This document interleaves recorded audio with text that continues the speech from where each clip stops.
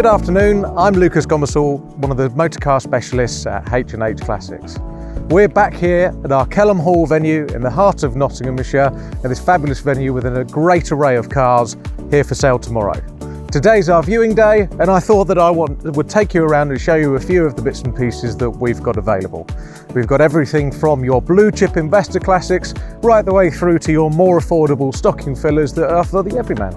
So I want to take you around. Let's go and have a look at what we've got.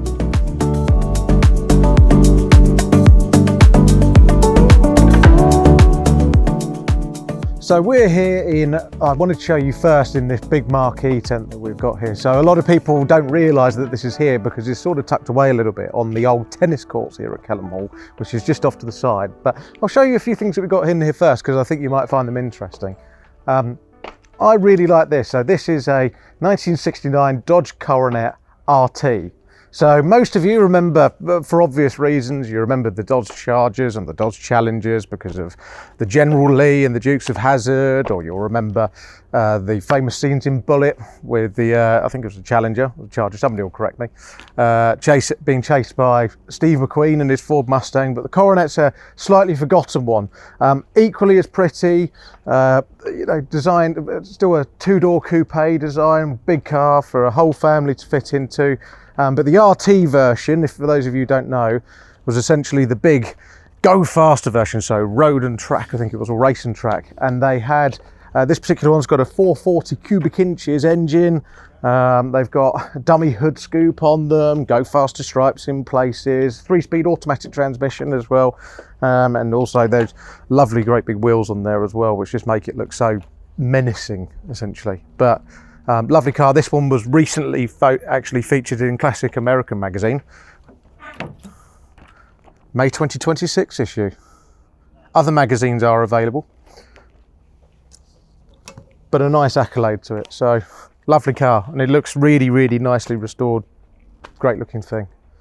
Another rare American motor car, and something you don't see very often, is this Studebaker Avanti. So these were, if you don't know, these were Raymond Loewy designs. So Loewy was one of the greatest designers of the 20th century, according to many people. Designed everything from essentially American advertising products through to motor cars. So for the likes of Studebaker, and also in the UK for the Roots Group as well, which I'll show you something which was another Loewy design shortly.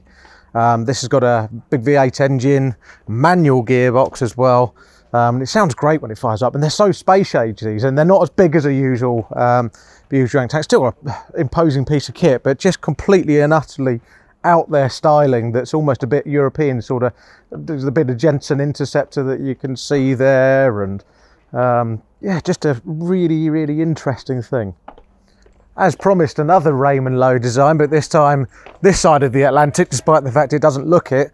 This is a Sunbeam Rapier Series 3A convertible.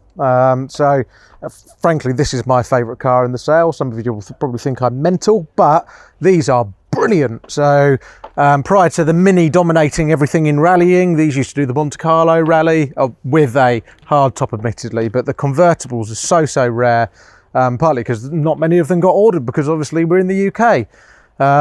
They're essentially a bigger Hillman, well, not bigger, they're essentially a flashier Hillman Minx with a go faster engine, twin carburetors, alloy head, and they are so hard to find in this condition. This one, I believe it's got most of its original interior. I know because I've owned I've owned 3 of these now, so I know them quite well.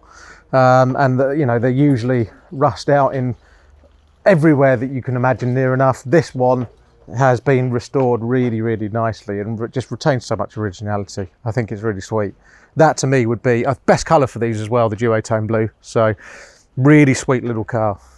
Condition is everything with cars nowadays, and top cars demand top money, and rightly so as well, because painstaking restorations take time, they take money, and ultimately you end up with something which is just a notch above everything else. And this, I believe, is probably the best example of its kind. So this is an MGSA Tickford drop head coupe with this beautiful 3-position drop head design. So this comes right the way back, evidently, and goes forward into this, you know, very pretty looking drop. When, you know, when it's enclosed, it's very pretty, and then comes back into this beautiful sedan positioning as well. So rear seat occupants can be nice and dry, and just the quality of this restoration is insane. I mean, they have been top to bottom on this.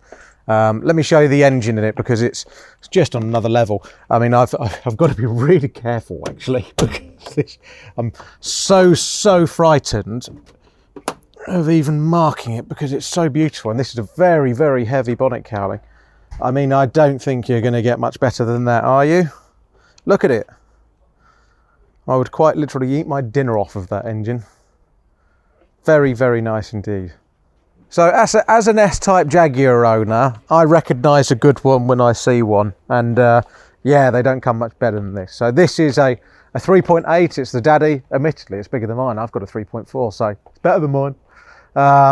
And I just think it's great. I have seen a few of these in a few different conditions. They've been completely overlooked because most people want a Mark II, even though, in my opinion, and people will probably correct me, or try to, these are a better driving car, because you've got the independent rear suspension, better seats, and it's just I think they're a better car, and they're less valuable.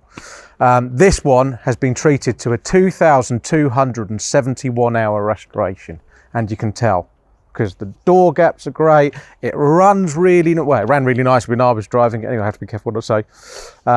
The engine's nice and quiet. You can just tell it's been put together with care, thought, and a lot of time. It's as simple as that. It's just a lovely, lovely thing. So if you're considering a Mark II Jaguar, don't overlook the S-Type. They're a great car, and you know, guide price is 16 to 20. I think this cost £80,000 to restore. Bargain. So we're just walking back from the main marquee, and we're here on the main lawn, walking back to the main hall, and this really caught my eye. So this is a Aston Martin DB7 Vantage GTS. I didn't know, I'll be completely honest, I didn't know a lot about these cars until literally yesterday when this car turned up. So one of 229, and they just look at, you know, they've got something about them. So they've got these special wheels on them, which I really love, which so this is Aston Martin blue, and it's got these lovely Aston Martin blue inserts in the wheels, which I think makes it look really smart. It makes it look a lot more modern. And then Martin's gone the other way now, but if you saw earlier, it has these interesting rear lights as well, which are a bit sort of Zagato-y in a way, or as the plate suggests, probably V600. So just a really, really nice car. I mean, it's a manual gearbox in it, 23,000 miles from new, and I just, considering this car was designed back in the 90s, they're aging really well now, actually, especially with these, you know, what looks like more modern kit on them. So yeah, really, really nice little car. I think, you know, it'd be a great investment piece as well, because there's not many of them. Nice car.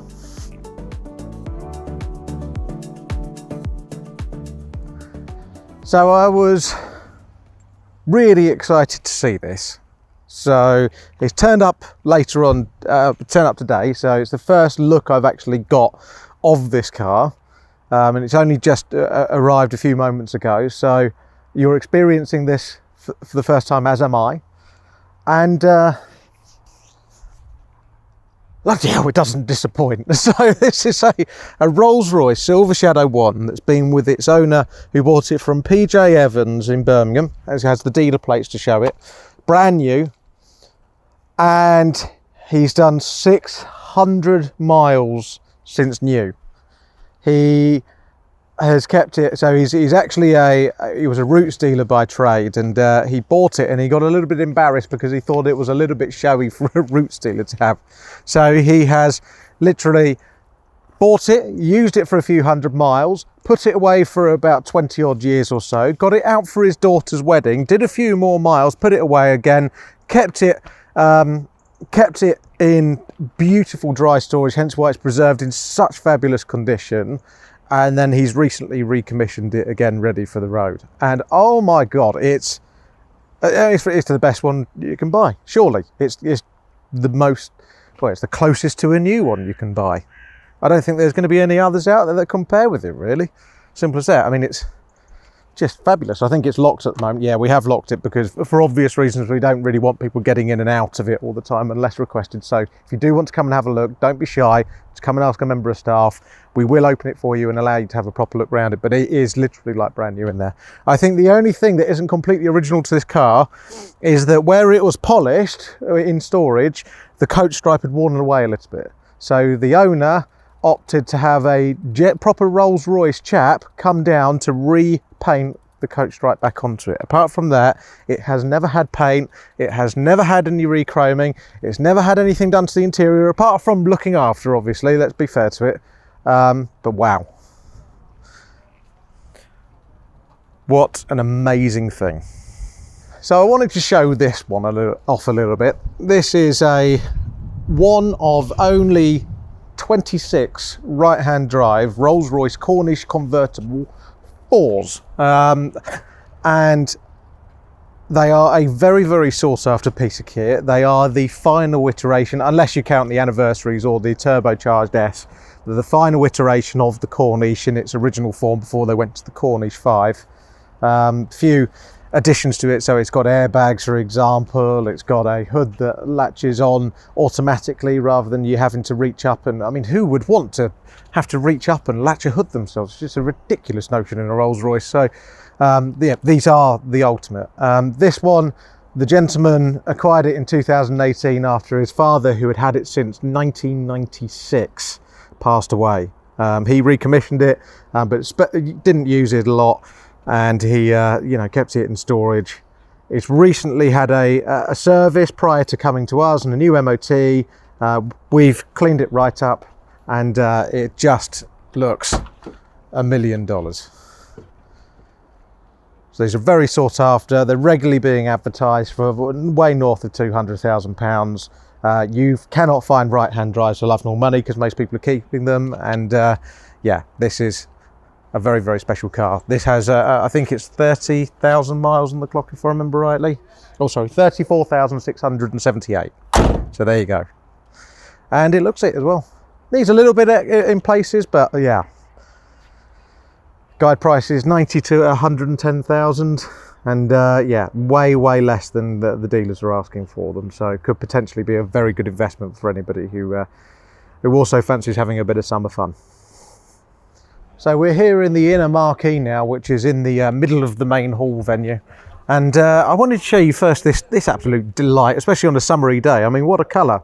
So this is a Healey Silverstone, for those of you who haven't seen one.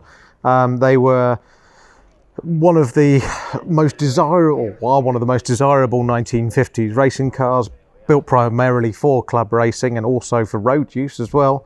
And this one has been actually used in period racing. So this one, it was owned by a Scottish gentleman when it was new. It was raced throughout the 1950s and 60s up in Scotland, and then was acquired by a chap in Norfolk, I believe, and also was a familiar sight at a few of the club meetings around that sort of area. I imagine it probably went to Snetterton and places like that. And it then was acquired by the gentleman before the vendor, with all of its 1960s modifications, until it was restored completely by the chap who everybody knows for these is Warren Kennedy, and it's absolutely stunning. And he's decided to let it go, but for what reason we don't know, probably just moving on to other things, but lovely car. Let's show you what's possibly the hottest Jaguar XK that money can buy nowadays. So this fabulous XK120 open top speedster, OTS or roadster. This is now an alloy bodied car. Well, it wasn't originally. So started life in America, was first supplied to a gentleman called Marvin Mendelsohn, who was a racer. We believe he raced it in period, and this is when it was a steel bodied car, still a roadster in black.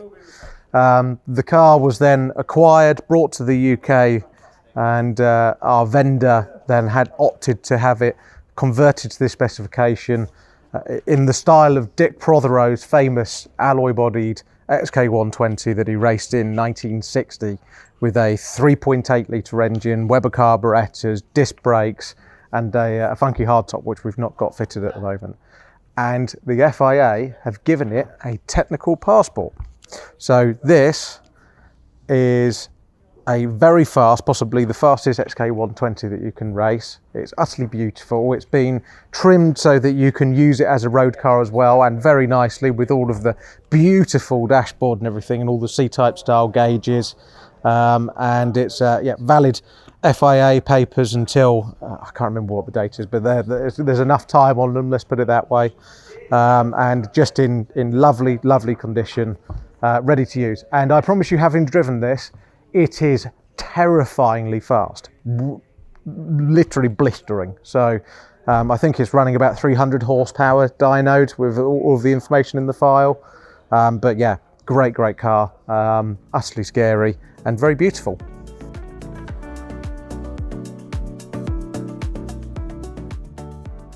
So let's show you the cars which many of you will think are the pièce de résistance. So we are here in the main hall, and some of our more investor classics, iconic cars, if you like, and the things which are of the highest value are in here. So this is a very pretty Alvis Speed 20 SA with 4-seat Tourer coachwork by Cross & Ellis.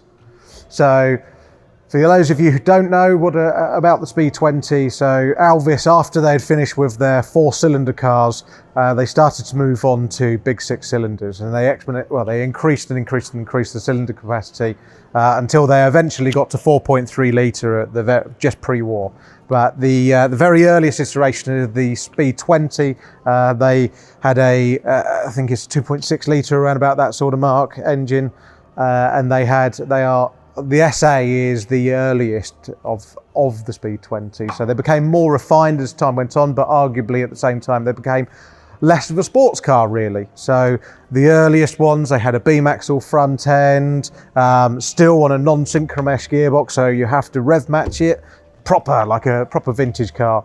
And in my opinion, the SA is the prettiest, so they tended to have the lesser coachwork on them and be a bit more sleek than the later variants.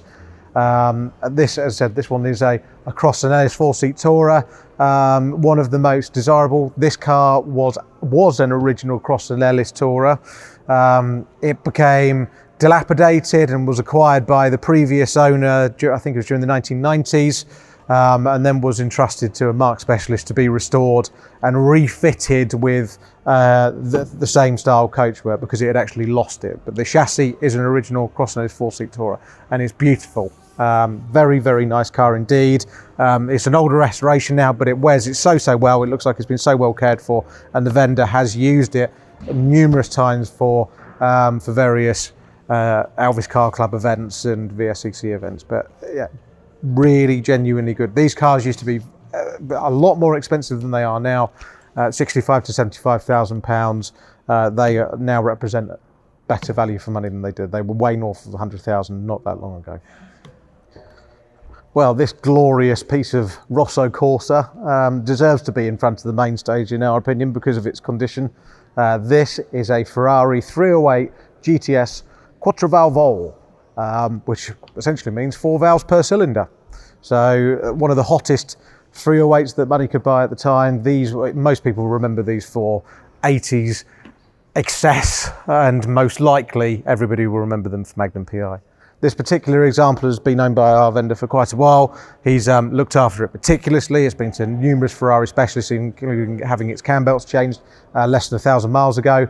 And it is an exceptionally low mileage example with just over 20,000 miles from new. And it looks absolutely stunning. Beautiful, with its proper original interior in there, which is very nice. All of the paintwork is just glorious. And it drives well too, because it's been so well looked after. Proper, I mean, if you can't go to the likes of an F40 or what have you, but you want a really lovely, iconic, older Ferrari with a mid-engine and that great V8 engine, then look no further. I don't think you're going to get much better, really.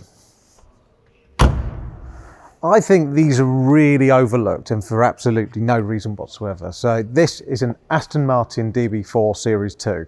They are, because of Sean Connery and James Bond, most people want a DB5, but the DB4 is in my opinion, much more of a sports car. So they've got a slightly shorter chassis, with bigger 16-inch wheels on there rather than the later 15s. They tend to have less trickery in them, so most of them don't have electric windows. They're still the same manual ones, and they've got a David Brown 4-speed box, although admittedly early DB5s did as well, but very few. And as a result, the values are a lot lower for these than they would be for a DB5, but equally as pretty, something a little bit different. They are the first car with the glorious Tadek Marek designed twin cam straight six. I can tell you a little bit about the differences between a Series 1 and 2. So the early Series 1s, they didn't have these chrome window surrounds on them. It was just a plain window. And they also, early on, because Tadek Marek, when he was asked by David Brown and the likes to go and design the new engine, he thought that he was going to be producing a cast iron block like a Jaguar XK engine. Well, they turned round while he was designing it and said, actually, can you do it with an alloy block to make it lighter? And he did. So the earlier cars, they had a very small sump and suffered with oil pressure issues just because the tolerances with the alloy engine, it expands at a greater rate than the cast iron does. So resultingly, they suffered with oil pressure issues, and later on as the series went on, they improved them. So the Series 2 had a bigger sump in it, for example, which just helped with it, essentially to stop it from oil starving. Some of the cars that went to hotter climates that were left-hand drive would usually also be optioned with an oil cooler, which are denoted by a great big scoop under here. But this is a UK supplied right-hand drive car, originally from London. It spent a lot of time over in Australia. It was the chap who had it in Australia. He used to do hill climbing with it and sprints, and there's a lot in the history file. He then had it restored and repainted in this lovely light metallic blue colour, which really suits it. I don't think it's a genuine Aston colour, but it works really well with it. It does look like almost a bit like Caribbean blue. I think the name of the colour is the Aston colour. And then the interior was retrimmed as well. Originally, this car was snow shadow grey, so the 4Runner's silver birch, if you're thinking of a car to repaint in that colour over a red interior. So not a huge amount of money, 240 to 260. A nice runner. The chap's only selling it because he's got a lot of cars in his collection that he can't quite manage. So this is one that has to go, and it's a lovely, lovely thing. Moving on to another 60s GT car, and perhaps the main Italian competitor, at least, to Aston Martin. This is, in my opinion, the star of the sale, so the star lot. This is a 1965 Ferrari 330 GT interim. So, the interim, it has the Series 1 front lights and looks. So later on with the Series 2, they went over to single headlamps, a slightly different grille. So redesigned front end, just make it a tad more modern. But the Series 2 also had a number of mechanical upgrades. So for example, the pedals, rather than coming through the floor like the Series 1, they were pendulum pedals that swung down from the dashboard. Well, sort of the dashboard, you get the idea. Also, they had a 5-speed gearbox rather than a 4-speed gearbox of the earlier car as well. I am informed that they only did 26 right-hand drive interims. So, exceptionally rare car. It's been Mark Specialist restored. It is exquisite. I was lucky enough to drive this car yesterday with that fabulous Colombo V12 engine, which is responsive.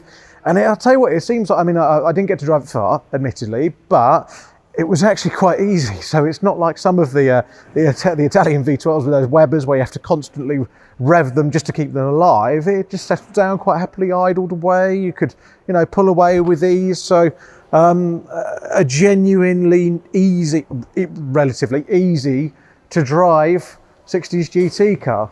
And it's just exquisite, very, very comfortable. Enough space to get the kids in the back, actually more space than the Aston because it is a bigger car. A bigger boot than the Aston as well. Probably not quite as agile, but definitely would have a bit more poke, I think, on long runs if you wanted to use it to go to Monaco. A great example of somebody who used to own one of these famously was a certain Mr. John Lennon. And with that sort of provenance, I'd be quite happy to own one myself. Although he didn't drive his, he actually had a chauffeur because he wasn't the greatest at driving. But there you go. If it's good enough for a Beetle, I think it's good enough for me. As always, I can only choose a small fraction of the interesting lots that we have for sale here to show you. We have many, many more, and you've probably seen a few in the background that you thought, oh, I wish that Lucas would have actually spoken about that. Yes, I admit I should have done, but we don't have enough time, so I'm really sorry. So if you are interested in having a look at them and want a bit more information, then what you need to do is you need to go onto our website, which is www.h&h.co.uk. On there, go onto our lot listings, and if you need to ask any questions about any of the particular lots, you'll see the specialist contact's name at the bottom of it, or alternatively, email into info@h&h.co.uk. Okay, that's the quickest way to get hold of us, and we will try our best to answer any questions, provide condition reports, videos, anything you need on any of the lots that we have in the sale. Hopefully, you'll be able to make it here tomorrow to come and bid with us. If not, you can bid via the telephone and online, so don't forget that. To register to bid, again, info@h&h.co.uk. If you have any troubles, our team will be more than happy to help you. But if you can make it here tomorrow, great. We have a viewing day which opens from 9 o'clock. The auction starts at 12 o'clock. We hope to see you.